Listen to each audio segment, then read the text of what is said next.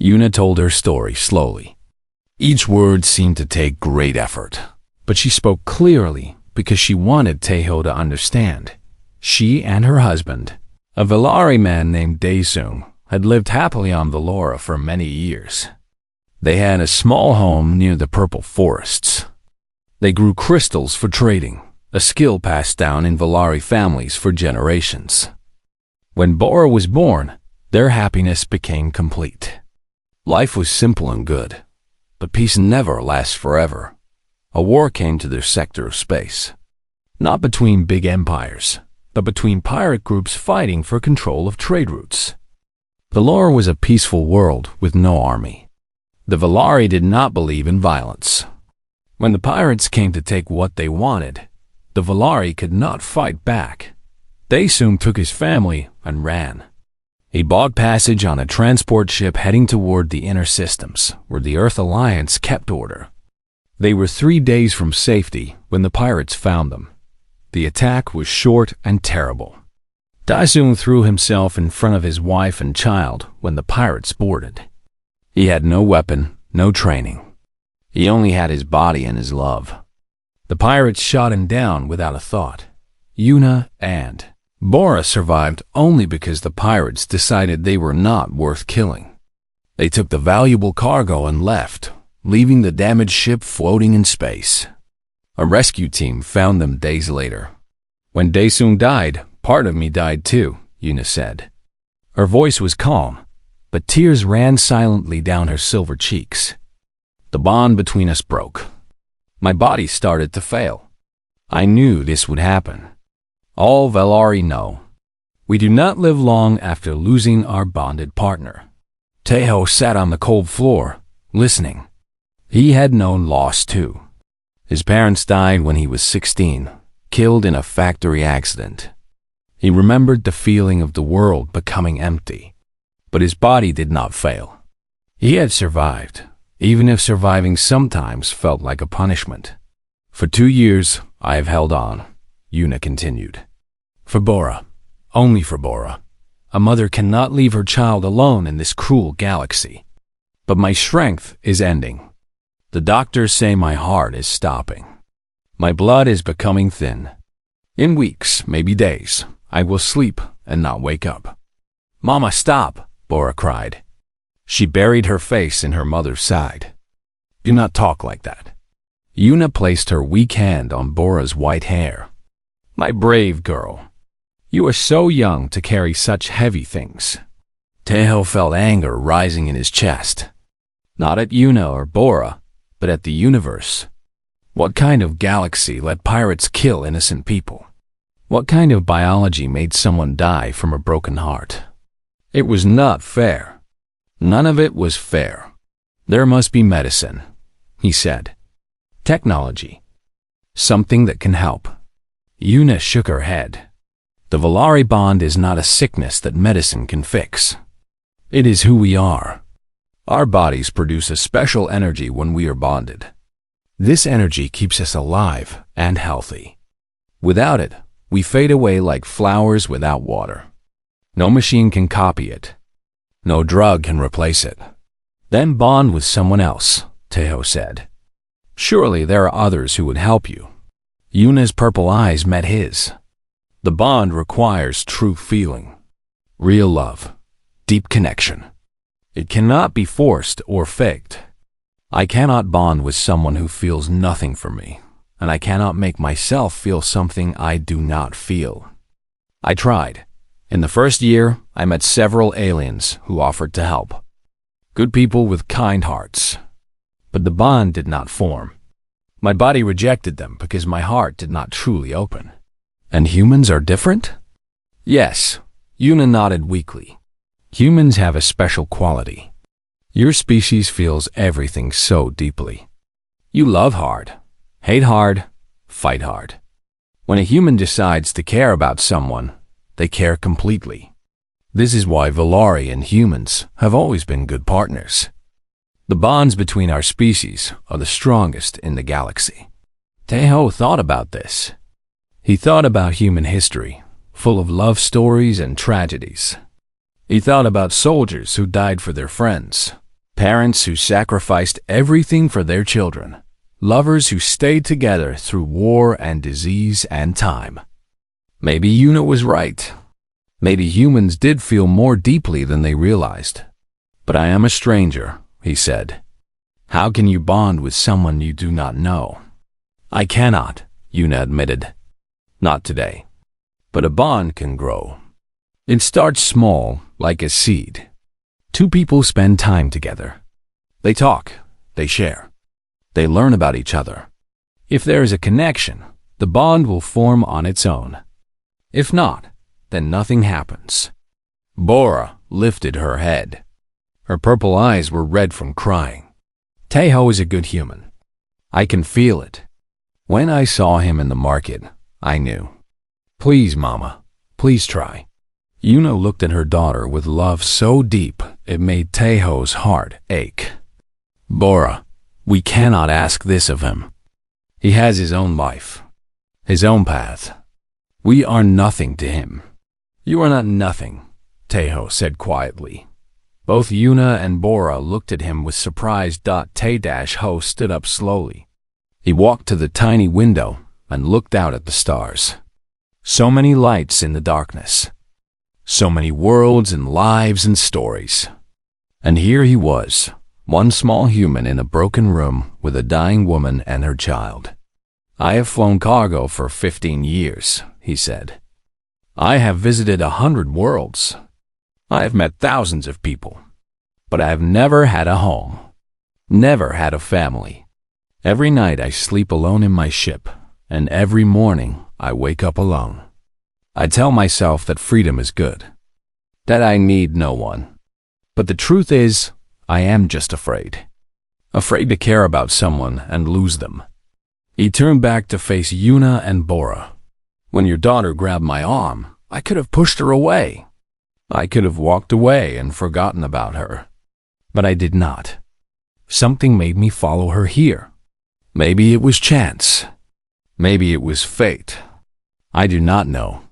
Yuna watched him with something new in her tired eyes. What are you saying? Taeho took a deep breath. I am saying that I am not a hero. I am not special. I am just a man who has been running from loneliness his whole life. But right now, looking at you and your daughter, I want to stop running. He walked back to the bed and knelt down again. I do not know if I can save you. I do not know if this bond thing will work. But I know that I cannot walk away from this room and leave you to die. It would break something inside me. Bora's face lit up with hope. She grabbed Taeho's hand. You will stay? You will try to help Mama. Taeho looked at the little girl with her silver skin and purple eyes. So young, so brave. She had walked alone through a dangerous station to find help for her mother. That kind of courage deserved something in return. Yes, he said. I will stay. Yuna's eyes filled with fresh tears, but these were different. These were tears of relief. You do not know what you are agreeing to. The bond requires commitment. If we start this path and you leave, it will hurt us both. I understand, Taeho said. I am not making this choice because I have to. I am making it because I want to. Let me help you. Let me try. For a long moment, Yuna said nothing. Then, slowly, she lifted her weak hand and placed it on top of Taeho's. Her skin was cool and smooth, like touching silver silk. A small spark seemed to pass between them, something Taeho could not explain. It was not electric. It was not painful. It was just there, a tiny warmth that had not existed before. Thank you, Yuna whispered. Thank you for giving us hope. Bora threw her arms around Taeho's neck and hugged him tight. Her small body shook with happy tears. Thank you, Taeho. Thank you. I knew you were good. I knew it. Taeho hugged the child back, feeling strange and scared and hopeful all at once. He had no idea what he was doing. He had no plan, no experience, no understanding of Valari bonds or alien biology. All he had was a feeling that this was right. For the first time in many years, he did not feel alone. The news spread fast. Word traveled through Station 12 that a human was bonding with a Valari widow. It reached the markets, the docks, the bars where pilots drank and told stories. Most people did not care. Humans and aliens married all the time in this part of space. But someone cared. Someone cared very much. It happened 3 days after Taeho proposed. He was in the market, buying fresh fruit for Yuna. The doctor said she needed more vitamins. Her skin was regaining its shine, and she could walk without help now. The bond was healing her faster than anyone expected. Taeho was choosing some purple berries when a shadow fell over him. He looked up and saw 4 tall figures blocking the light. They were Valari, males. Their silver skin was darker than Yuna's, almost gray. They wore expensive robes and had cold eyes. The one in front was the tallest, with sharp features and a cruel mouth. "You are the human," the tall one said. It was not a question. Taeho put down the berries. "I am. Who are you?" "My name is Lord Hyan Wu of Hao Shin. I have come from Valora to collect what belongs to me." "And what would that be?" Hyan Wu smiled, but there was no warmth in it. "The widow Yuna and her daughter Bora. They are mine." Taeho felt ice form in his stomach. "They belong to no one. They are free people." "You are wrong, human." Hyan Wu stepped closer. He was taller than Taeho by a full head. When Yuna's husband died, he left debts. Large debts. His family owed my family for 3 generations of crystal trading rights.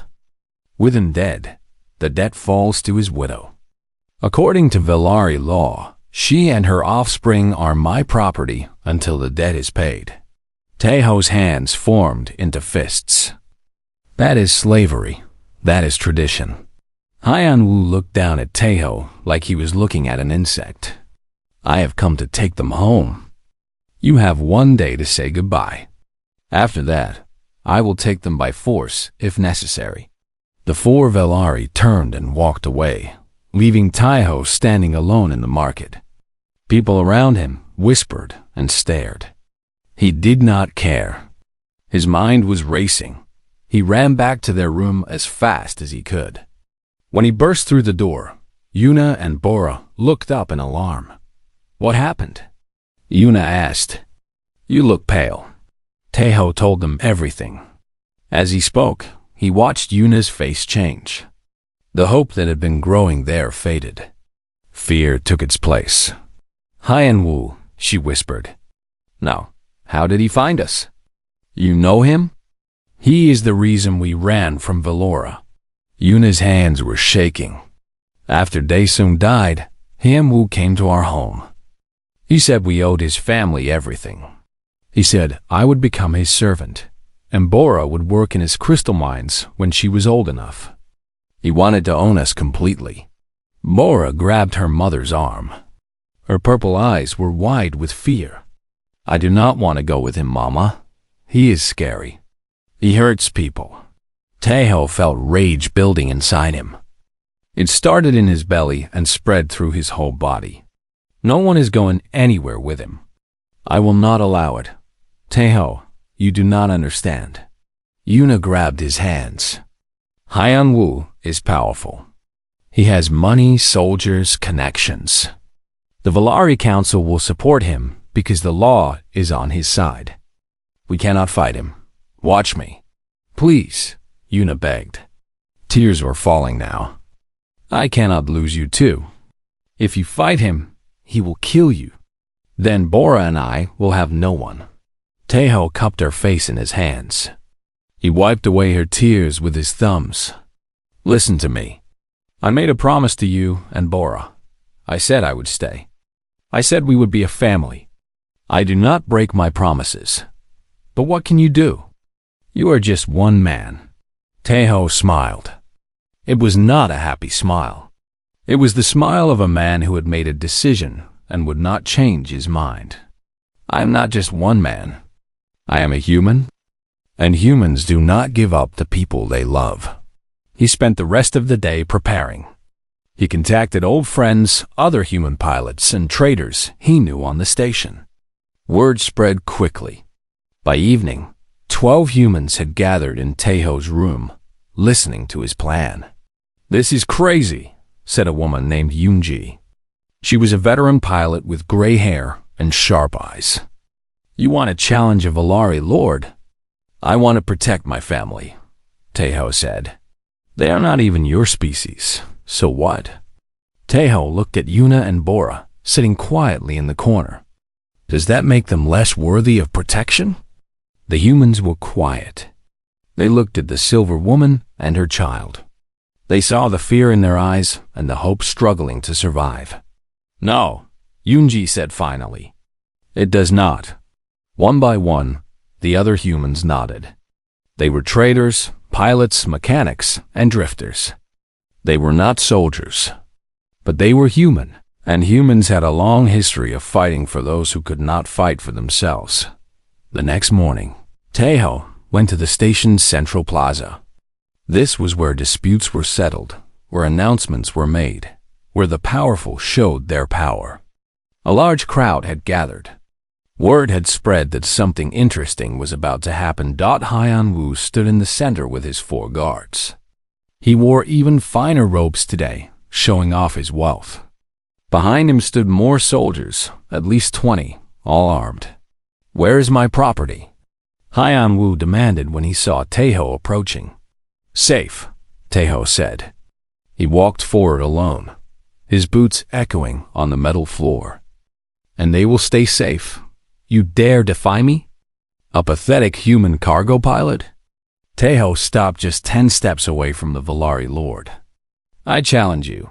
The crowd gasped. Whispers spread like fire.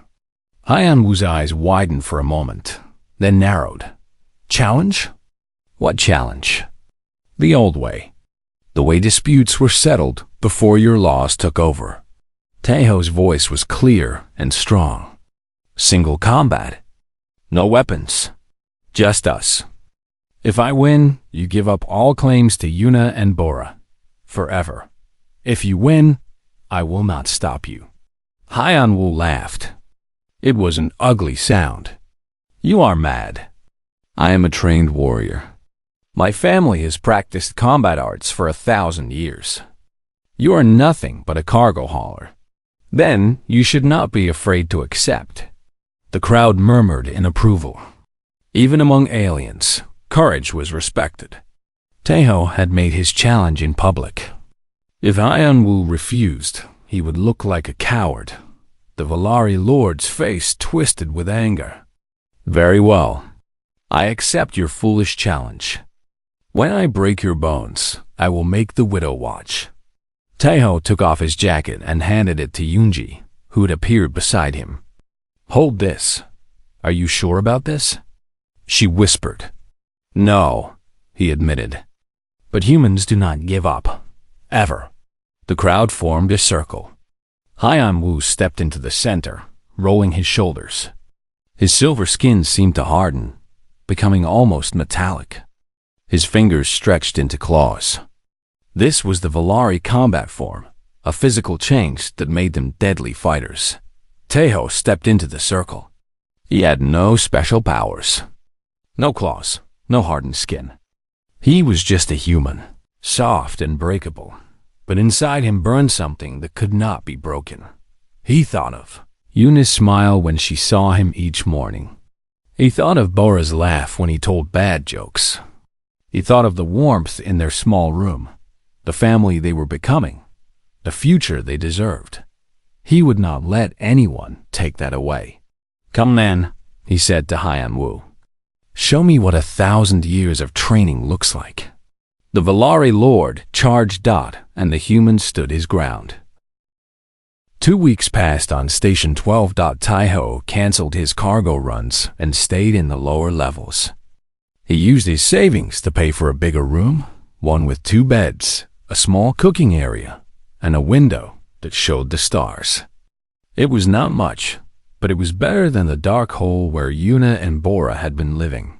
Every day, Teho woke up early and made breakfast. He was not a good cook, but he tried. He made simple foods from earth, rice and vegetables, and sometimes meat. Bora watched him with curious eyes, asking questions about everything. What is rice? Why is it white? Do all humans eat with sticks? Yuna grew a little stronger each day. She could sit up now. She could walk a few steps with help. The doctors said her decline had slowed, though they could not explain why. But Teho knew. The bond was starting to form. Something was growing between them, small and fragile like a new plant. They talked for hours. Yuna told stories about Valora, about the purple forest that sang when the wind blew, about the crystal caves that glowed at night, about the festivals where Valari danced under 3 moons. Teho told stories about Earth, about the blue oceans and green mountains, about the cities that touched the sky, about the snow that fell in winter and made everything white. Bora listened to every story with wonder. She had never seen Earth or Valora. She was born on a ship and raised on stations. The only home she knew was wherever her mother was. "Will you take us to Earth one day?" Bora asked one evening. She sat on Teho's lap while he brushed her white hair. It had become a nightly routine. "Maybe," Teho said. "Earth is far from here. It would take many weeks to fly there. I do not care. I want to see the snow, and the ocean, and the animals." Yuna smiled from her bed. She was sitting up now, eating soup that Teho had made. "Earth sounds beautiful. I have always wanted to visit." "It is beautiful," Teho said, "but lonely too. I left Earth when I was 18.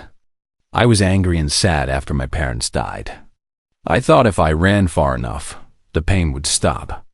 But pain follows you. It does not care how many light years you travel." Yuna's purple eyes softened with understanding. "Running never helps. I learned this too. After Disung died, I wanted to run forever. But Bora needed me. She gave me a reason to stay in one place. You are lucky to have her. I know." Yuna looked at her daughter with deep love. "She is the best thing I ever did." Bora finished brushing and jumped off Teho's lap. She ran to her mother's bed and climbed up beside her. Mother and daughter cuddled together, their silver skin glowing softly in the room's dim light. Teho watched them with a strange feeling in his chest. It was warm and painful at the same time. "Teho," Bora said suddenly, "can I ask you something?" "Of course." The little girl looked at him with her big purple eyes. She was very serious now, more serious than any child should be. "Will you marry my mama?" The room became very quiet. Teho felt his face become hot. He looked at Yuna, who looked just as surprised. Her silver cheeks turned slightly pink. "Bora," Yuna said quickly, "you cannot ask such things. Why not?" Bora sat up straight.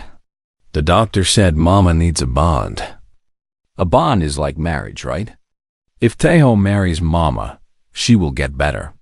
And then we can be a family. A real family."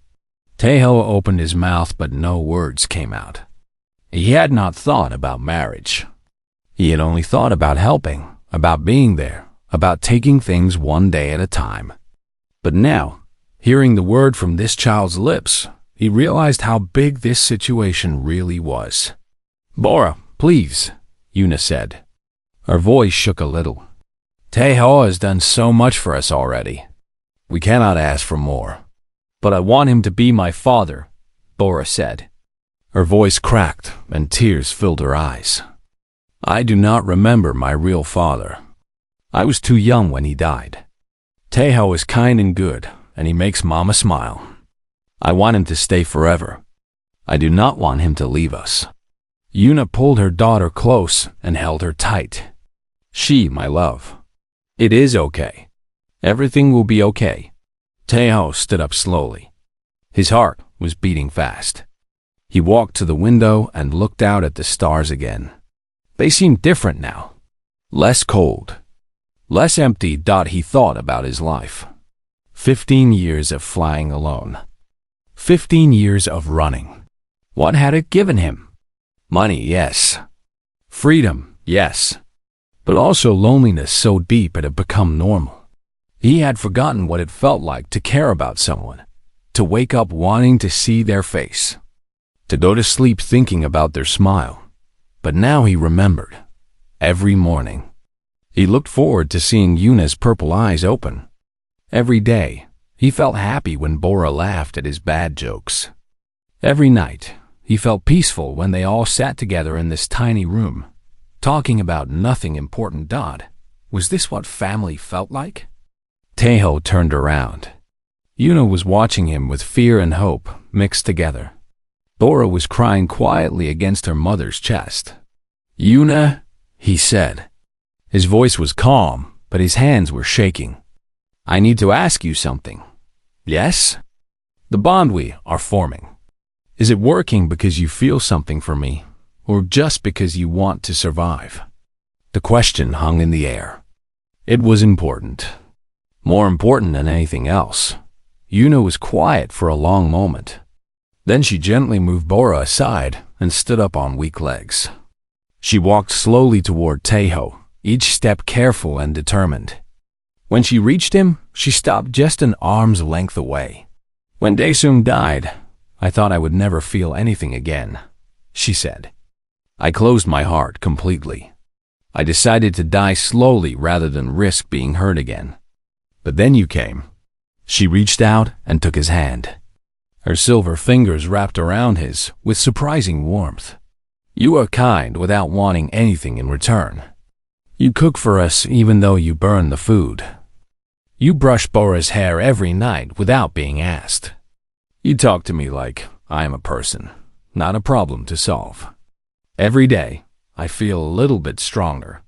Not because my body is healing, but because my heart is opening again." Taeho could barely breathe. "What are you saying?" "I am saying that Bora is right." Yuna's eyes shined with tears. "I am starting to feel something for you. Something real. Something true. I fought against it because I was scared. But I am tired of being scared." Taeho felt his own eyes become wet. When was the last time he cried? He could not remember. "I am scared too," he admitted. "I do not know how to be a husband. I do not know how to be a father. I have been alone so long that I forgot how to be with people." "Then we will learn together," Yuna said. "You teach me about humans. I teach you about Valari. And Bora teaches us both how to be a family." From the bed, Bora lifted her head. Hope shined through her tears. "Does this mean yes? Are you going to marry Mama?" Taeho looked at Yuna. She looked back at him. In that moment, something passed between them. Not words. Something deeper. He felt it in his chest, in his blood, in his bones. The bond was forming. Not forced. Not fake. Real. "Yes," he said quietly. "If your mother will have me, I will marry her." Yuna smiled. It was the most beautiful smile Taeho had ever seen. "I will have you, Kim Taeho. Gladly." Bora screamed with joy and jumped off the bed. She ran to them and threw her arms around both their legs, hugging them together. "We are going to be a family. A real family." Taeho laughed. It was a strange sound. He had not laughed like this in years. He looked down at the little silver girl hugging him, then up at the beautiful Valari woman holding his hand. For the first time in his life, he felt like he was exactly where he was supposed to be. "Yes," he said, his voice thick with emotion. "A real family." Kim Taeho sat alone at a small food stall in the lower levels of Station 12. The station floated somewhere between Earth and the outer colonies, a meeting place for traders, refugees, and those who wanted to disappear. He ate his noodles slowly, watching the crowds pass by. Aliens of all shapes and colors walked through the busy market. Some had 4 arms. Some had scales. Some floated instead of walking. After 5 years as a cargo pilot, Tejo had seen them all. He was 32 years old, with tired eyes and rough hands from years of hard work. His ship, a small cargo vessel named Lucky Star, waited in the docking bay. Tomorrow he would fly to the outer colonies with medical supplies. Tonight, he just wanted to eat and sleep. The station was loud. Merchants shouted about their goods. Music played from different shops, mixing into strange sounds. The air smelled like 100 different foods cooking at once. Tejo liked it here. Nobody asked questions. Nobody cared who you were or where you came from. He was about to finish his meal when he felt something touch his arm. Tejo looked down and saw a small hand gripping his sleeve. The hand was silver, like polished metal, but soft like skin. He followed the arm up to find a child standing beside him. She looked about 6 or 7 years old in human terms. Her skin was completely silver, and her hair was white like fresh snow. But her eyes were the most striking thing about her. They were large and purple, like 2 beautiful gems, and right now they were filled with tears. "Please," the child said in a small voice. "Please, human." Tejo put down his chopsticks. He had seen many things in space, but a crying alien child was new. "Hey there," he said gently. "Are you lost?" The child shook her head. More tears fell from her purple eyes. "Not lost. I came to find you." "Me?" Tejo was confused. "I think you have the wrong person, little one. I do not know you." "You are human," the child said. "I need a human. Please come with me." Tejo looked around the market. People walked past without caring. On stations like this, everyone minded their own business. Nobody would help this child except him. "Okay," he said slowly. "Tell me your name first." "Bora," the child said. "My name is Bora." "That is a pretty name." "I am Tejo." He stood up from his seat. "Now, Bora, why do you need a human? Where are your parents?" Bora grabbed his hand with both of hers. Her silver fingers were cold but gentle. "My mother is sick. She needs help. Only a human can help her. Please, Tejo, please come." Tejo felt his heart become heavy. He was not good with children. He had no family of his own. His parents died when he was young, and he never married. He spent his life alone, flying from one place to another. But looking at this crying child, he could not say no. "All right," he said. "Take me to your mother." Bora's face changed. Hope appeared in her wet eyes. She pulled Tejo's hand and started walking fast through the crowd. For a small child, she moved quickly. Tejo had to walk fast to keep up with her. They left the main market and went into the darker parts of the station. The lights here were old and flickered on and off. The walls had rust on them. Fewer people walked these halls. This was where the poor lived, the refugees who had nowhere else to go. "How far?" Tejo asked. "Close," Bora said. "Very close." They turned a corner and stopped in front of a small door. Bora pressed her hand against a panel, and the door slid open with a tired sound. Inside was a tiny room, barely big enough for 2 beds and a small cooking area. The walls were bare metal. There was no window, no decoration, nothing that made it feel like a home. On one of the beds lay a woman. Tejo's breath caught in his throat. The woman was beautiful, even in sickness. Her skin was silver like Bora's, but it had lost its shine. It looked dull and gray. Her white hair spread across the pillow like a river of moonlight. She was thin, too thin, and her breathing was slow and weak. "Mama," Bora said softly. "Mama, I brought a human. I found one." The woman's eyes opened slowly. They were purple like Bora's, but deeper, like the color of a sunset. She looked at Tejo with surprise and something else. Was it hope?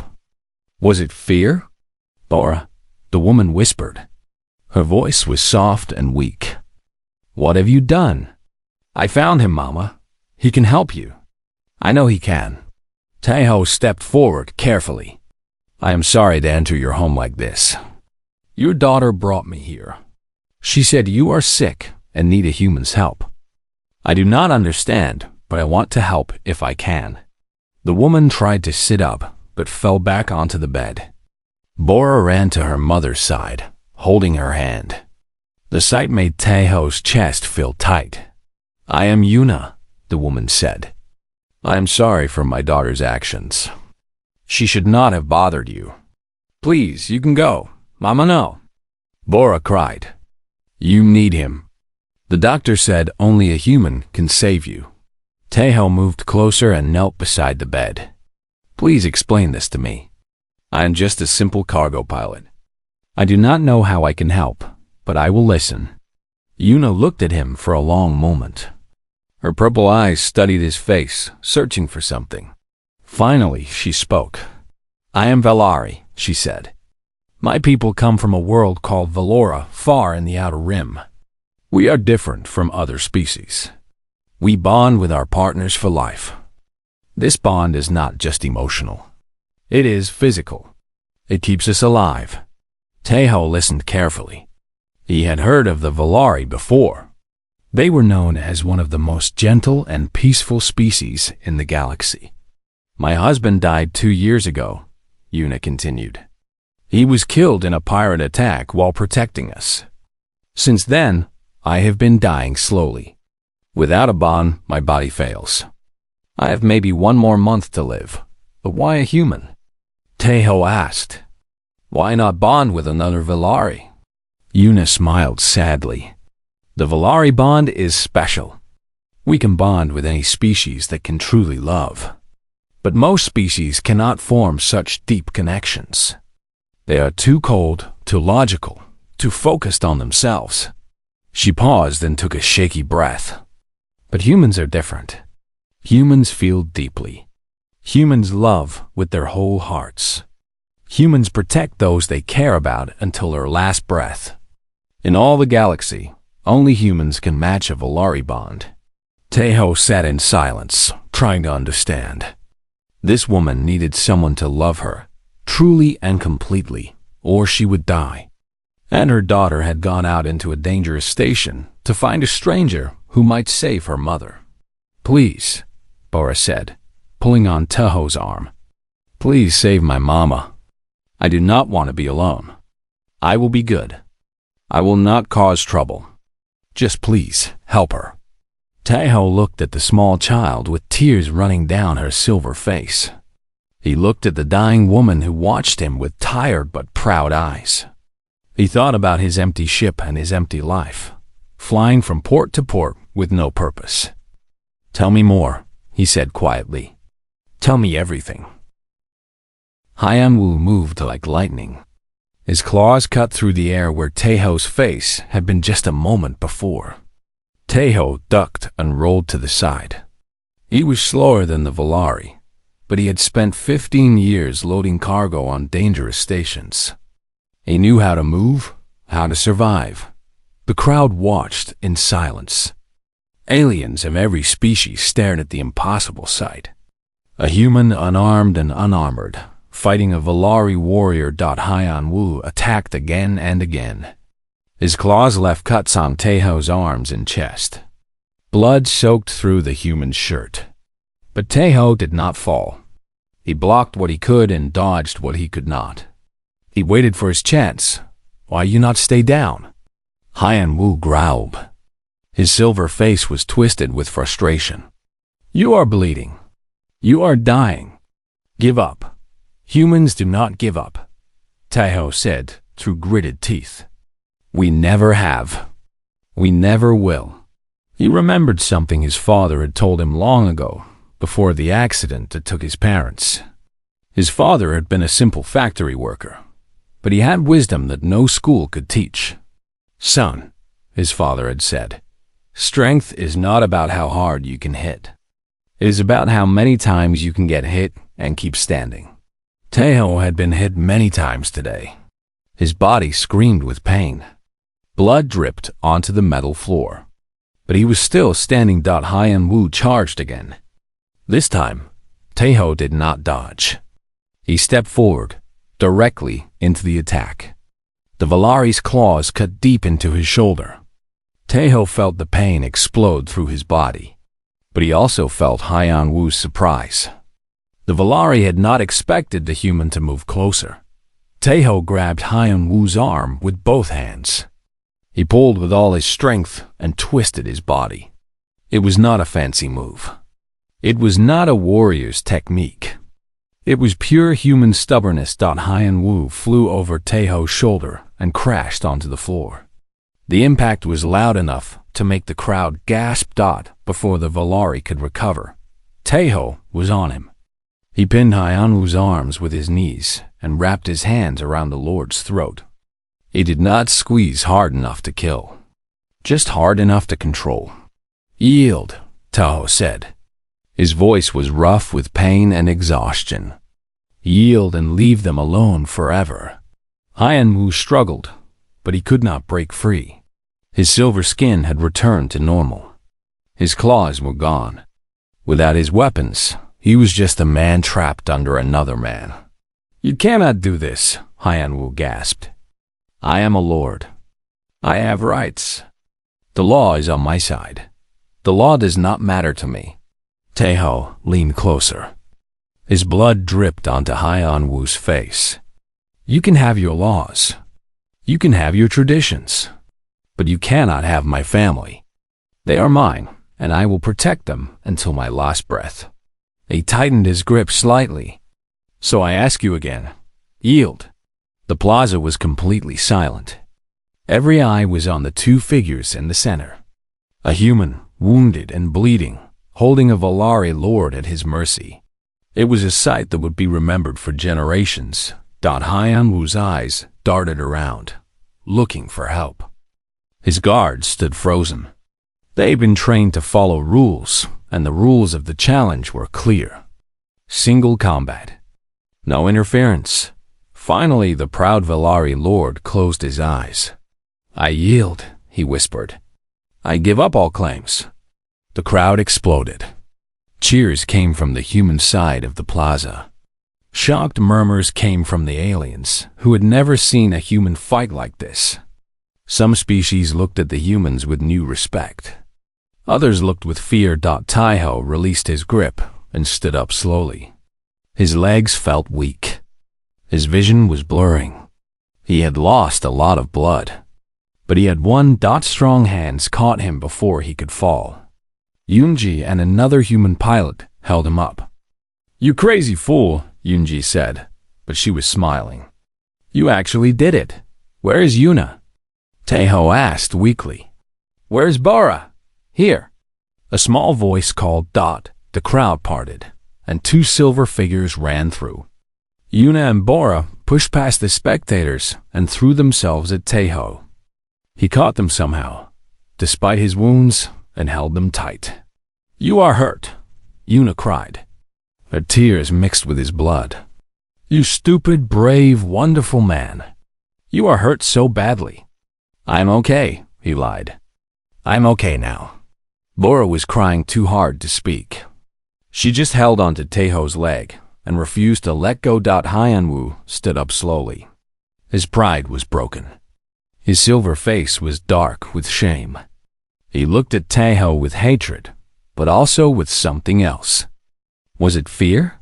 Respect? Maybe both. "This is not over," the Lord said. "I will remember this, human." Taeho looked at him with tired eyes. "Remember it well. And tell everyone, you know.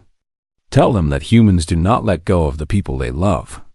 Tell them that if anyone threatens my family again, they will face the same fate. Or worse." Hyan Wu turned and walked away.